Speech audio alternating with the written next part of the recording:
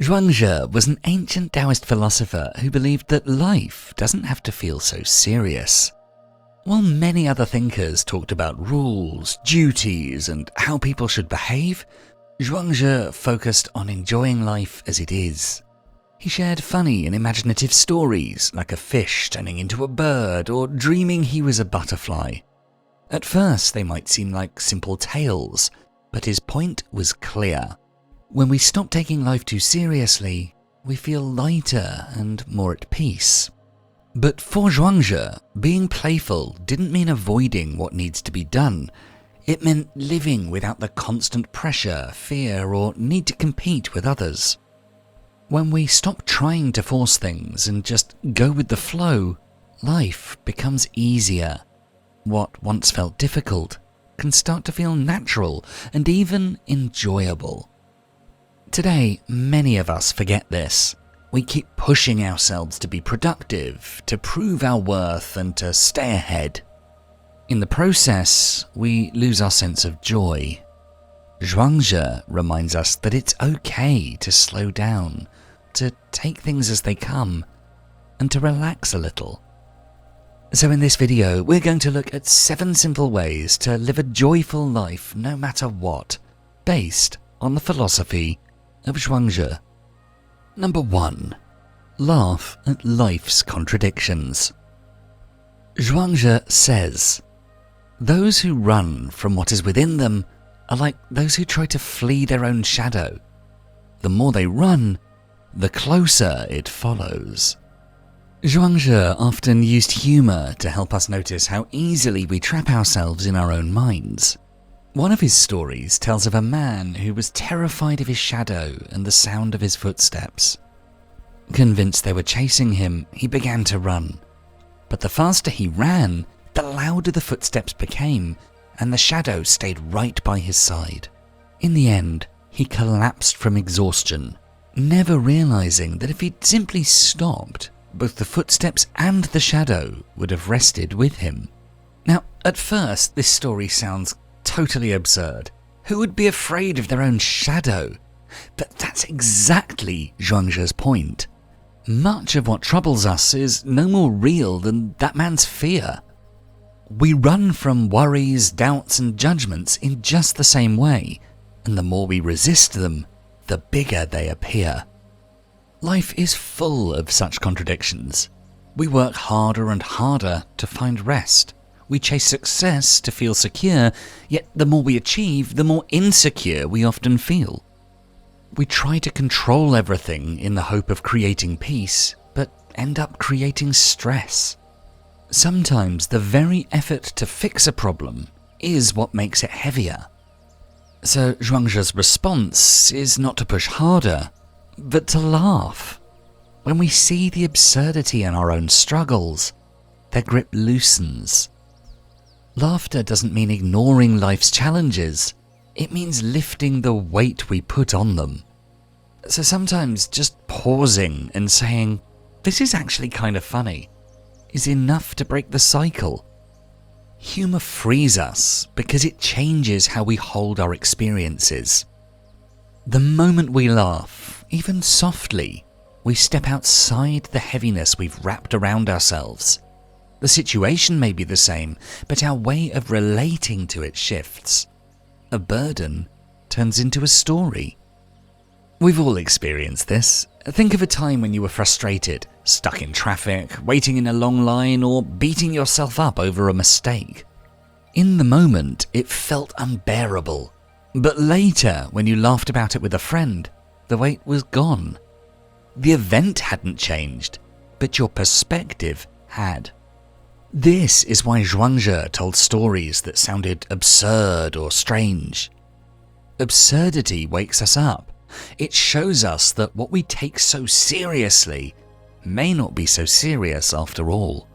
The man running from his shadow is funny precisely because it mirrors how we live, running from the fears that were never chasing us to begin with. Humor reminds us that freedom isn't always about solving life's puzzles, but sometimes about seeing the comedy in them. When you can smile at your own shadow, you realize you were free all along.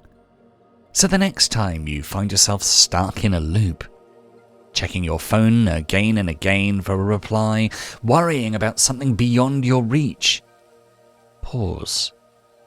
Notice the absurdity of it as if you were watching the scene in a play. Then, smile gently. When we stop treating every worry so seriously, we start to relax. We stop running. And in that stillness, even our shadow rests with us. Number 2. See life as a dream. Zhuangzi asks, how do I know that what I call waking is not a dream? How do I know that what I call dreaming is not waking? One of Zhuangzi's most famous stories is the butterfly dream. He once dreamt he was a butterfly, fluttering freely, enjoying the breeze. But in the dream, he was only a butterfly. He didn't know he was Zhuangzi. But when he awoke, he found himself once again Zhuangzi the philosopher. And this left him wondering, was he Zhuangzi who dreamt of being a butterfly? Or a butterfly now dreaming he was Zhuangzi? He was pointing out that life isn't as solid or as fixed as we think. We hold tightly to who we believe we are, our roles, successes and failures. But these things change, just like dreams. Think about your own life. Something that once felt huge, maybe a heartbreak, a fear, or even a big achievement, now feels distant. At the time, it felt like everything, but now it's faded into memory. That's how life works. What feels so important today often becomes lighter with time. When we see this, we stop holding things so tightly. Life doesn't have to be carried with so much weight. Success doesn't have to make us proud, and failure doesn't have to crush us. Even anger and sadness don't have to stay forever. They come and go just like moments in a dream. But this doesn't mean life has no meaning. Dreams still make us feel things. Joy, sadness, excitement. And so does life. Zhuangzi's message is to live fully, but without clinging. We can care deeply, work hard and love sincerely, while remembering that everything changes. When we see life as a dream, we stop getting trapped by every single event. An argument becomes just one small moment, not the whole story. Losing something doesn't feel like the end. It's just another turn in life's flow. We're not fixed people. We're always changing, just like Zhuangzi shifting between butterfly and man. And whether butterfly or man, success or failure, gain or loss, all of it belongs to the same larger mystery. When we live with this understanding, the heart relaxes, life feels easier, and in that calm space, a quiet kind of joy begins to appear on its own. Number 3. Let go of rigidity. Zhuangzi advises us to flow with whatever may happen and let your mind be free. Stay centered by accepting whatever you're doing. This is the ultimate. Zhuangzi once shared a story about a woodcarver named Qing. Qing was known for making beautiful things from wood. One day he made a bell stand so perfect that people said it must have been made by spirits. The Duke asked how he achieved such perfection. Qing told the Duke that he prepared himself carefully before starting. He would fast and quiet his mind until he no longer thought about praise or reward. Over time, he even forgot about his reputation, criticism, and finally, his own self. Only then would he enter the forest to find the right tree. He'd look for a tree that already held the shape of the bell stand within it. And when he found it, he would carefully remove only what was extra. If he didn't see it, he would leave the tree alone. He never forced the wood. He simply followed what was already there. This story shows the idea of wu wei, or effortless action. It means moving in harmony with life instead of forcing things or struggling against them. Life is like the woodcarver's tree. Every person we meet and every situation we face has its own natural form. When we try to control everything, we create tension and frustration. This often comes from fear. Fear of failure, fear of the unknown, fear of things that will go wrong. From childhood, we're taught to plan, achieve, and follow our own rules. Over time, we become attached to how things should be. When life doesn't match our expectations, we feel anxious, frustrated, or stuck. Now, Zhuangzi doesn't say we should avoid planning, but he does remind us that life is always moving. Plans change, people change, and circumstances shift. And that's okay. A missed opportunity, a cancelled plan, or an unexpected challenge can create space for learning, growth, or maybe a path we hadn't imagined. The practice is simple. When life changes, instead of asking why things aren't going our way, we can ask how to move with it. For example, in relationships, we may care deeply for someone and find ourselves constantly checking in, worrying, or trying to control the connection. That is forcing things. A wiser approach is to step back, give space, and allow the relationship to develop naturally. Now, this doesn't mean withdrawing care. It means being patient, kind, and trusting that people will respond in their own time. The same applies to work or career. After a job interview or a big opportunity, it's easy to obsess, checking emails, replaying every moment, or trying to influence the outcome. Wu Wei teaches a different approach. Do your best and then allow the process to unfold. Focus on what you can control, your preparation, skills, and mindset, and let the rest happen naturally. Letting go of force means moving with life, trusting the natural flow, and acting at the right moment. Number 4. Let go of the labels. Zhuangzi once considered, what is good? What is bad? Opinions differ and the disputes never end, yet, whether right or wrong, good or bad, the way makes them all into one. Zhuangzi tells the story of a monkey keeper who had only a limited number of chestnuts to feed his monkeys. At first he told them, "You will get 3 in the morning and 4 in the evening." The monkeys became upset, feeling cheated. So he said, "Fine, you'll get 4 in the morning and 3 in the evening." Hearing this, the monkeys were delighted. But their joy or anger came entirely from the way the keeper described it, the label attached to the situation. The chestnuts themselves never changed. What changed was the story around them. 3 in the morning and 4 in the evening was labelled by the monkeys as unfair, while 4 in the morning and 3 in the evening was labelled as generous. Yet both were the same reality: 7 chestnuts. Their emotion rose and fell not from truth, but from the label they gave it. This is what Zhuangzi wanted us to see. Much of our happiness or suffering is created not by life itself, but by the labels we stick on it.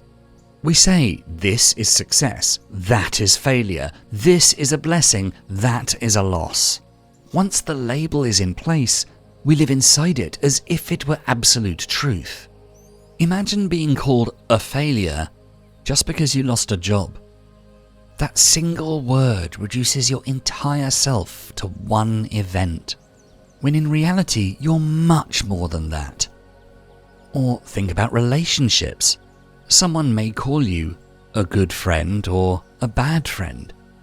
But those labels miss the complexity of who you really are. You're not a single definition, you're a living, breathing, changing being, like water flowing in a river. Which means that letting go of labels doesn't mean ignoring reality, it means refusing to be trapped by narrow definitions. So no, a job loss is not the end, because it's also the start of something new. A difficult period in life isn't bad because it can be a turning point. Even the labels we give ourselves, I'm shy, I'm not talented, or even I'm successful, can become cages. The more we cling to these names, the less room we leave for growth. Zhuangzi tells us that joy comes from living beyond labels. Without constantly judging, we're free to experience life directly. A cloudy day is simply a cloudy day, not a bad day. A challenge is just a challenge, not the worst thing ever. By loosening the grip of labels, we reduce fear, anxiety, and disappointment. We begin to meet life with curiosity rather than judgment. So the next time something happens, big or small, pause before naming it. Instead of saying, this is bad or this is perfect, simply notice it. Allow it to be what it is without boxing it in. True joy comes not from chasing an identity, but from living freely, moment to moment, without being confined by labels.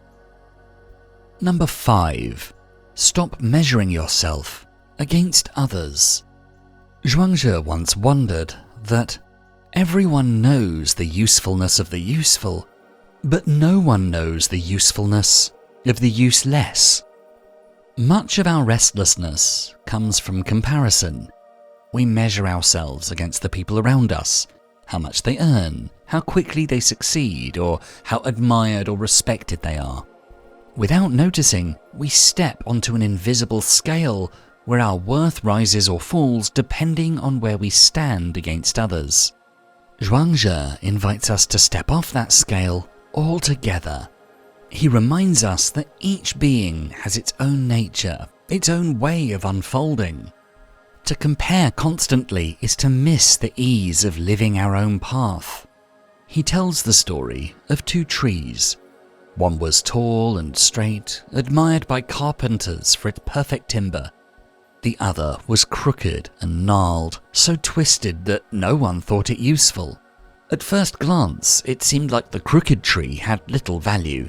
Because no one wanted to cut it down, it lived freely, spreading its branches, offering shade, and standing for centuries. The straight tree, though praised, was quickly cut and turned into beams and planks. The point is simple. Usefulness and worth depend on the measure we choose. When we compare, we trap ourselves inside narrow definitions. Useful or useless, successful or failed, worthy or unworthy. But life isn't meant to be lived on a measuring stick. The crooked tree was no less alive than the straight one. It simply had a different way of being. In our own lives, comparison creates suffering because it ties our joy to someone else's path. You may feel small because a friend advanced faster in their career, or because someone else feels more talented, more confident, or more admired. But none of these diminish your life. You have your own rhythm, your own shape, your own place in the larger whole. When we stop measuring, we rediscover joy. We begin to see ourselves as part of the natural flow, not as contestants in a race. A crooked branch, a unique talent, a slower pace. These aren't flaws, but expressions of who we are. Number 6. Embrace transformation.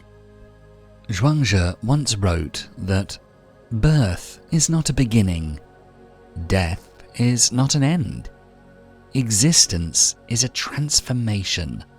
Time is a renewal. One of his stories, called The Seasons of Life, tells of a villager he knew who'd passed away. The villager had lived quietly and fully. Zhuangzi reflected on his passing by thinking of the changing seasons.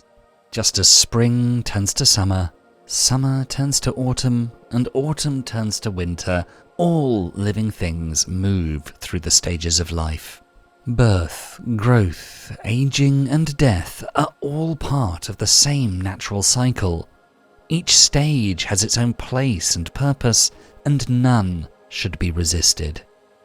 In this story, Zhuangzi shows that when someone dies, it's not a catastrophe. It's a return to the larger flow of life. Just as we don't mourn the arrival of autumn after summer, death is not a rupture in the universe. Clinging too tightly to life or fearing death disrupts the harmony of existence. Accepting this flow allows the mind to remain calm and free. This perspective isn't just for death, but for all changes we face. Losing a job, moving to a new place, friendship shifting, or plans falling apart may feel like setbacks at first. But, like the seasons, every ending creates space for something new, a fresh opportunity, a new experience, or personal growth we couldn't have imagined before. Life is always moving, always transforming, and every change is part of the same natural cycle. So in this way, death becomes an allegory for all change. Holding too tightly to what's passing, whether life, circumstances, or expectations, only brings suffering. Peace comes from flowing with life, from seeing each transformation as part of a larger pattern of existence. A cancelled plan might feel frustrating, but it can give you time to rest, reflect, or return to something you enjoy. A friendship that drifts apart may open space to meet new people who bring out different sides of you. The most difficult experiences, like loss, change, or endings, aren't interruptions to life, but expressions of it. So when life changes, instead of asking, "Why did this happen to me?" ask, "What new adventure is opening here?" By seeing change not as a threat, but as the natural rhythm of existence, we can live more joyfully, riding the flow of life, rather than resisting it. Number 7. Return to simplicity. In our final quote from Zhuangzi for this video, he says, "To forget the lure of profit, to forget the fear of loss, to be untroubled by fame and disregard. This is the simplicity of being. In this simplicity, joy flows of itself." Our true nature is the part of us that exists before all the layers of social pressure, comparison, and ambition.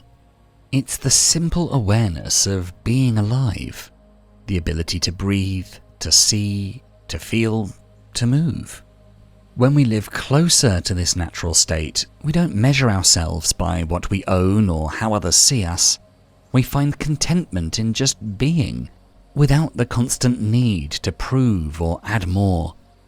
When life is simple, joy arises naturally, without effort. Think of how a child can play for hours with a stick or a stone, completely absorbed and happy. The joy isn't in the object, but in the freedom of being fully present.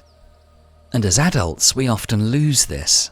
We convince ourselves that happiness requires more money, more status, or more experiences. But the more we pile onto life, the heavier it feels. Zhuangzi teaches that returning to simplicity is not about depriving ourselves, but about clearing away the clutter that distracts us from what already matters. For example, imagine someone who constantly upgrades their phone, their clothes, or their lifestyle, yet still feels dissatisfied. Their attention is always on what's missing. In contrast, another person might keep things simple and focus on what they already have. meaningful relationships, time in nature, or simple daily routines. Their joy comes not from accumulation, but from appreciation. And the same also applies to our inner lives. When we complicate our thoughts, constantly comparing ourselves, chasing approval, or overthinking, we create noise that blocks peace. Simplicity means stepping back, breathing, and asking, what's essential here? The essentials are usually very few. It may be health, the ability to live and move without pain. It may be a connection, the presence of people who care about us and whom we care for. It may be the purpose, having something meaningful to give our time and energy to. And it may be presence, the capacity to be here, in this moment, without being dragged into the past or worried about the future. When we return to these essentials, happiness begins to surface on its own because it's no longer buried under layers of unnecessary demands. Joy doesn't need to be manufactured. When we let go of excess, whether possessions, ambitions, or unnecessary worries, we uncover the joy that was always within us. If you enjoyed this video, please make sure to check out our full Philosophies for Life playlist, and for more videos to help you find success and happiness using beautiful philosophical wisdom, don't forget to subscribe. Thanks so much for watching.